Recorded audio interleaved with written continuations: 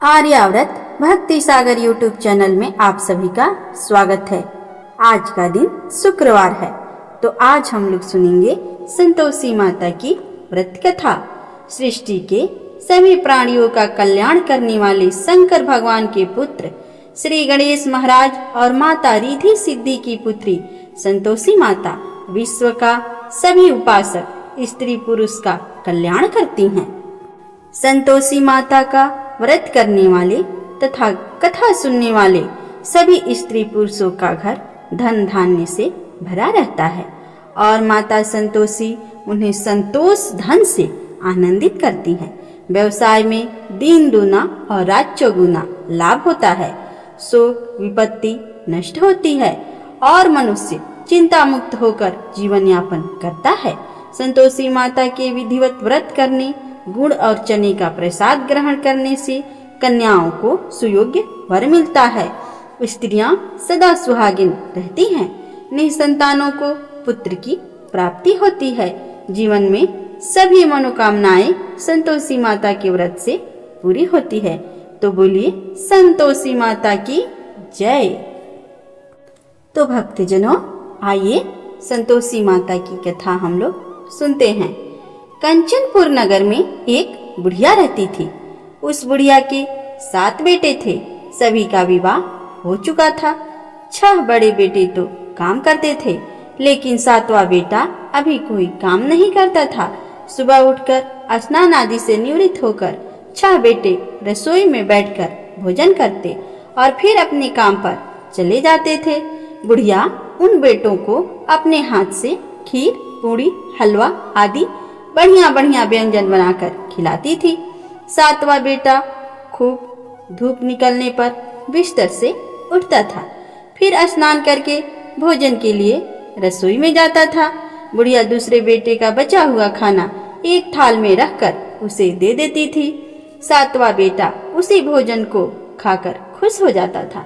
भोजन करके वह घर से निकल जाता और अपने दोस्तों के साथ घूमता फिरता। इस तरह मौज मस्ती से उसके दिन व्यतीत हो रहे थे। उसकी पत्नी बार बार उससे कोई काम करने के लिए कहती थी, लेकिन वह हंसकर कहता था, अरे तुम बार बार काम करने के लिए क्यों कहती हो? कितने मजे से दिन गुजर रहे हैं। माँ कितना बढ़िया बढ़िया व्यंजन बनाकर खिलाती है। तब उसकी पत्नी क्रोधित होकर कहती है, माँ तुम्हें बढ़िया बढ़िया व्यंजन बनाकर नहीं खिलाती, बल्कि सबका बचा हुआ जूठा भोजन खिलाती है। यदि तुम्हें मेरी बात पर विश्वास न हो तो किसी दिन छिपकर स्वयं अपनी आंखों से देख लेना।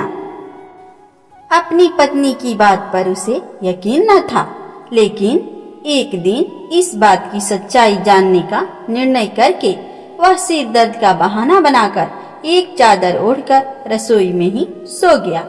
थोड़ी देर के बाद उसकी माँ ने अपने 6 बेटों को खीर, पूड़ी, हलवा आदि बनाकर खिलाया। भोजन के बाद उन्हें लड्डू भी खाने को दिए।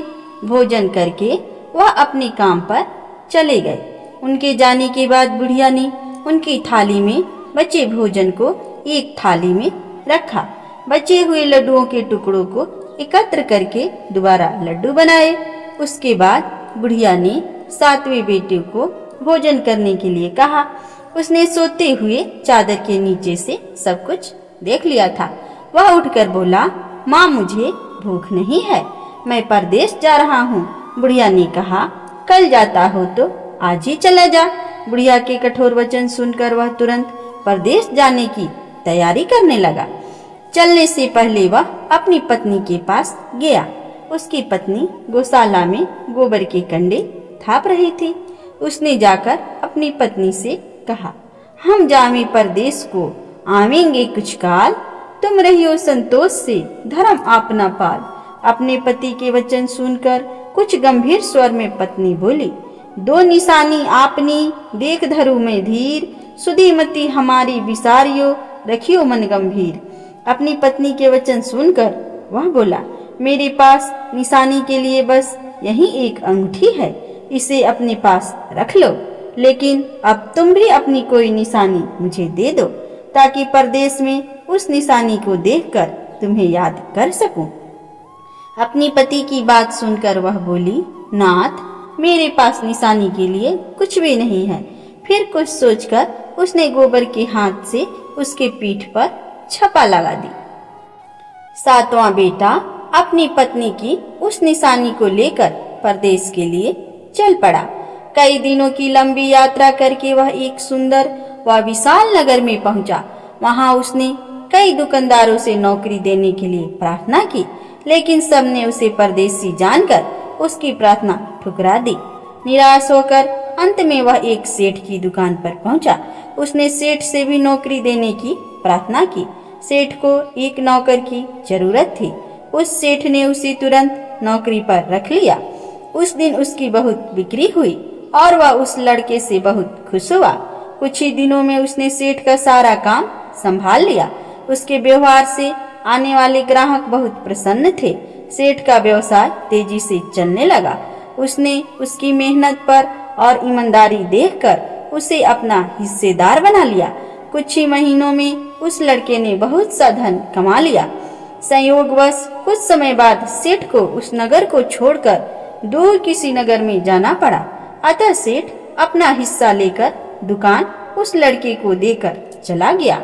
अब सारे व्यवसाय का मालिक वह लड़का बन गया। उधर बुढ़िया ने उस लड़के की पत्नी को बहुत दुख देना शुरू कर दिए थे। वह हर समय बहू को जली कटी बातें सुनाती रहती। वह बेचारी हर समय काम पर लगी रहती थी, लेकिन फिर भी उसकी जेठानियां उससे कुछ न कुछ बुरा भला कहती रहती थी। सुबह होते ही बुढ़िया उस लड़के की पत्नी को जंगल में लकड़ियां लेने के लिए भेज देती थी। उसे आटे से निकले चोकर की रोटियां खाने को देती थी और नारियल की कटोरी में पानी दे देती थी। वह बेचारी चोकर की रोटियां खाकर भी किसी से कुछ नहीं कहा करती थी। बस इसे अपने भाग्य का लेखा सोचकर चुप रह जाती थी। एक दिन वह जंगल से लकड़ियां काटकर लौट रही थी। उसे रास्ते पर संतोषी माता का मंदिर था। उस मंदिर के पास लकड़ियों का गट्ठर जमीन पर रखकर वह कुछ देर आराम करने के लिए रुकी। मंदिर में उसने बहुत सी स्त्रियों को पूजा करते देखा तो उसने पूछा, आप सब किसकी पूजा कर रही हैं? इस पूजा के करने से क्या पुण्य मिलता है? एक स्त्री ने उसे बताया, हम सब संतोषी माता का व्रत करके उनकी पूजा कर रहे हैं। संतोषी माता की पूजा करने से धन संपत्ति से भंडार भर जाता है, निर्धनता दूर होती है, परिवार में सभी सुख शांति से रहते हैं, लड़कियों का शीघ्र विवाह होता है और उन्हें सुयोग्य वर मिलता है, व्यवसाय में लाभ होता है, निसंतान के घर में संतान होती है। पति अगर परदेश गया हो तो संतोषी माता की अनुकंपा से शीघ्र ही घर लौटता है। न्यायालय में कोई मुकदमा चल रहा हो तो उसमें जीत होती है, धन संपत्ति की बढ़ोतरी होती है, पारिवारिक क्लेश नष्ट होता है, व्रत करने वाले स्त्री पुरुषों को संतोष मिलता है, सभी मनोकामनाएं पूरी होती है। स्त्रियों से संतोषी माता के व्रत के बारे में इतना सुनकर उसने व्रत करने की विधि भी पूछी। तब एक बूढ़ी स्त्री ने उसे बताया, संतोषी माता का व्रत करके गुड़ और चने का प्रसाद बांटकर स्वयं भी प्रसाद ग्रहण करना, कभी नहीं भूलना। संतोषी माता गुड़ और चने से की गई पूजा से प्रसन्न होती हैं। संतोषी माता का व्रत शुक्रवार को ही किया जाता है। शुक्रवार को सूर्योदय से पहले उठकर स्नान आदि से निवृत्त होकर संतोषी माता के मंदिर में जाकर पूजा करके व्रत कथा सुननी चाहिए। मंदिर में न जा सके तो घर के किसी कमरे में संतोषी माता की मूर्ति या चित्र रखकर छोटा सा मंदिर बनाकर पूजा करनी चाहिए। व्रत करने वाले को उस दिन कोई भी खट्टी चीज या खट्टा फल नहीं खाना चाहिए। घर में भी किसी को खट्टा चीज नहीं खाना चाहिए। संतोषी माता के व्रत के बारे में सभी बातें पूछकर सातवें बेटे की बहू ने मन में निश्चय किया, आज सारी लकड़ियां बेचकर गुड़ और चने खरीदकर आने वाले शुक्रवार को संतोषी माता का व्रत जरूर करेंगे। उस दिन उसने लकड़ियां बेचकर गुड़ और चने खरीदे। शुक्रवार को सूर्योदय से पूर्व उठकर उसने स्नान आदि किया। फिर एक कलश में स्वच्छ व ताजा जल भर के चने और गुड़ के साथ जंगल की ओर चल पड़ी। रास्ते में संतोषी माता के मंदिर में जाकर उसने संतोषी माता की विधिवत पूजा की और व्रत कथा सुनी। फिर संतोषी माता के चरणों में सिर रखकर प्रार्थना की, हे माता, मेरे कष्ट दूर करो, मैं हमेशा तुम्हारी पूजा करूंगी। मेरा पति परदेश से सकुशल लौट आए।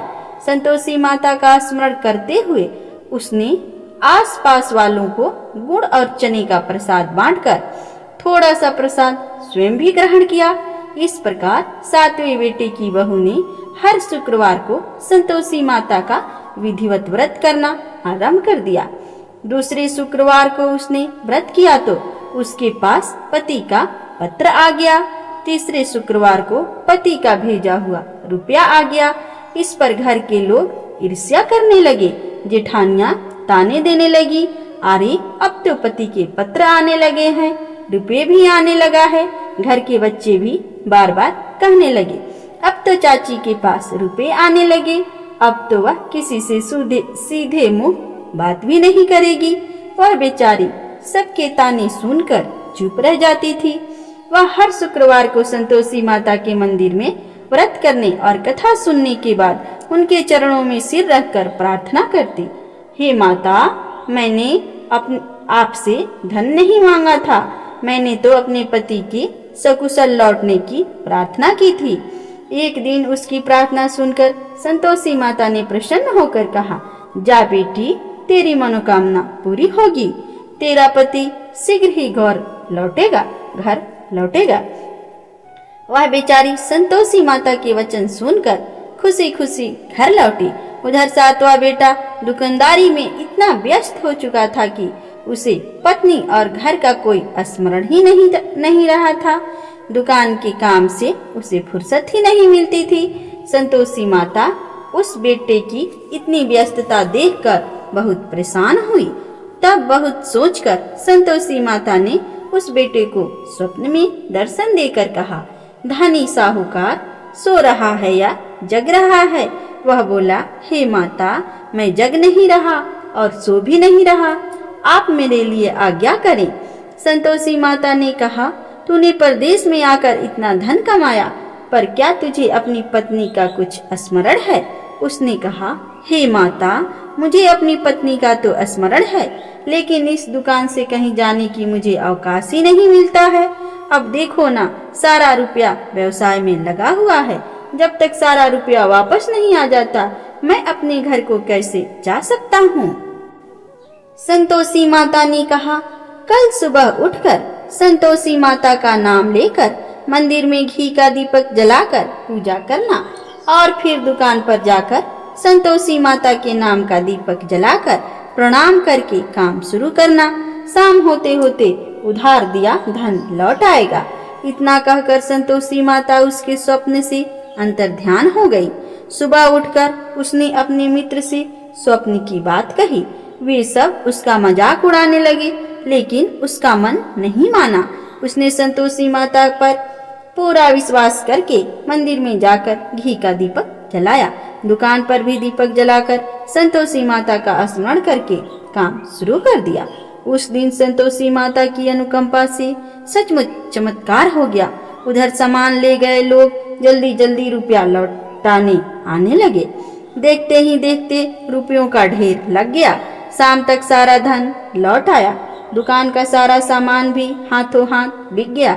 तब संतोषी माता को नमस्कार करके वह अपने घर को लौटने की तैयारी करने लगा। उधर सातवें बेटे की पत्नी प्रतिदिन की तरह जंगल से लकड़ियां काटकर घर की ओर लौट रही थी। लकड़ियों का बोझ अधिक होने के कारण उसने मंदिर के पास गट्ठर उतारकर मंदिर के चबूतरे पर बैठकर थोड़ा सा विश्राम किया। तभी उसने दूर से धूल उड़ती दिखाई दी। उसने संतोषी माता से पूछा, हे माता, आज यह धूल कैसे उड़ रही है? माँ ने प्रसन्न होते हुए कहा, आज तुझे तेरे पूजा का फल मिलेगा। तेरा पति परदेश से लौट रहा है, यह धूल उसके लौटने से उड़ रही है।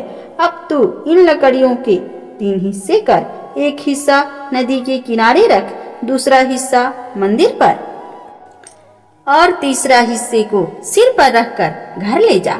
तेरा पति लकड़ियां देखकर रुकेगा, लकड़ियों को जलाकर भोजन बनाकर खाएगा और फिर घर जाएगा तो घर पहुंचकर लकड़ियों का गट्ठर आंगन में डालकर कहना, सासू जी लकड़ियों का गट्ठर ले आई हूँ, चोकर की रोटियां और नारियल की कटोरी में पानी दे दो। फिर पूछना, आज घर में कौन मेहमान आया है। संतोषी माता की बातें सुनकर वह खुश होती हुई घर की ओर चल पड़ी। कुछ देर बाद उसका पति वहां पहुंचा और लकड़ियों का ढेर देखकर उसने भोजन बनाकर खाया। फिर कुछ देर विश्राम करके घर पहुंचा। उधर बहू ने लकड़ियों का गट्ठर जमीन पर डालते हुए जोर से आवाज लगाई, सासू जी लकड़ियां ले लो, चोकर की रोटियां दे दो, नारियल की कटोरी में पानी दे दो। आज घर में कौन मेहमान आया है। यह सुनकर उसकी बुढ़िया सास बोली, बहू ऐसा क्यों कहती हो, तेरा पति ही तो परदेश से आया है। नहा धोकर मीठा खीर खा, नए कपड़े पहनकर पति के पास बैठ। उसके पति ने कमरे की खिड़की से सब कुछ देखा और सुना। उसने कमरे से बाहर आकर भिखारी की तरह खड़ी अपनी पत्नी को देखकर कहा, माँ यह औरत कौन है। माँ ने कहा, बेटे यह तेरी बहू है। जब से तू परदेश गया है तभी से इसने ऐसा हाल बना रखा है। सारा दिन गांव में ऐसे ही जानवरों की तरह घूमती फिरती है, घर का कोई काम नहीं करती और नारियल की कटोरी में पानी मांग रही है। सातवां बेटा गंभीर होकर बोला, माँ मैंने इसकी सारी बातें स्वयं अपने कानों से सुनी है। मुझे बराबर वाले दूसरे घर की ताला दे दो, मैं उसी घर में रहूंगा। बुढ़िया माँ ने उस बेटे को दूसरे घर का ताला दे दी। वह अपनी पत्नी के साथ उस घर में आनंद से रहने लगा। उसके पास धन की कोई कमी न थी। उसने घर को महल जैसा सुंदर बना दिया। अगले शुक्रवार को उसकी पत्नी ने कहा, प्राणनाथ मैं संतोषी माता का व्रत करती हूँ। संतोषी माता की अनुकंपा से ही मेरे सब काम पूरे हुए हैं। अब मैं व्रत का उद्यापन करना चाहती हूँ। पति ने कहा, अवश्य उद्यापन करो, मैं उद्यापन के लिए सब सामान एकत्र करता हूँ। बहू ने अपनी जेठानियों के लड़कों को भोजन के लिए बुलाया। सभी जेठानियां उसकी धन संपत्ति और वैभव से ईर्ष्या करने लगी थी। जेठानियों ने अपने बच्चे को सिखा दिया कि तुम भोजन के समय खट्टी चीजें मांगना। वे नहीं चाहती थी कि उसका उद्यापन पूरा हो। संतोषी माता की पूजा के बाद जब बच्चों को भोजन के लिए कहा गया तो सब खटाई मांगने लगे। बहू ने कहा, खटाई किसी को नहीं मिलेगी। तब सभी बच्चे उसे पैसे मांगने लगे। बहू उनकी बुरी भावना के बारे में कुछ नहीं जानती थी। उसने बच्चे को पैसे दे दिए। बच्चे दौड़ते हुए बाजार में गए और इमली लेकर खाने लगे। बच्चों को पैसे देने और उनकी इमली खाने से संतोषी माता क्रोधित हो गई। उनके प्रकोप से उसी समय राजा के सैनिक सातवें बेटे को दुकान पर पहुंचे और उसे पकड़कर ले गए। भोली बहू रोने लगी। जेठानियां ताने देने लगी, अरे बेईमानी से कमाकर धन लाया था, इसीलिए राजा के सैनिक पकड़कर ले गए। अब बंदी गृह में रहना पड़ेगा, साथ ही राजा सारा धन भी छीन लेगा।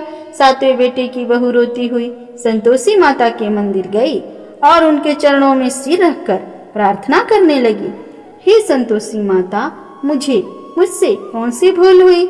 आपने किस अपराध की इतनी बड़ी सजा दी है? संतोषी माता ने तुरंत प्रकट होकर कहा, बेटी तूने उद्यापन में बच्चों को पैसे देकर बहुत बड़ी भूल की है। उन पैसों से बच्चों ने खटाई खाकर तेरे व्रत को नष्ट किया है। बहू रोते रोते बोली, माँ मुझे क्षमा कर दो, मैं बच्चों की बातों में यह सब भूल गई। अब मैं दोबारा उद्यापन करूंगी, अब कोई भूल नहीं करूंगी। संतोषी माता ने कहा, जब तू दोबारा विधि से उद्यापन करेगी तो तेरी मनोकामना अवश्य पूरी होगी। मंदिर से घर लौटते हुए रास्ते में उसका पति वापस आता हुआ मिल गया। बहू ने पूछा, राजा के सैनिक आपको क्यों पकड़ कर ले गए थे?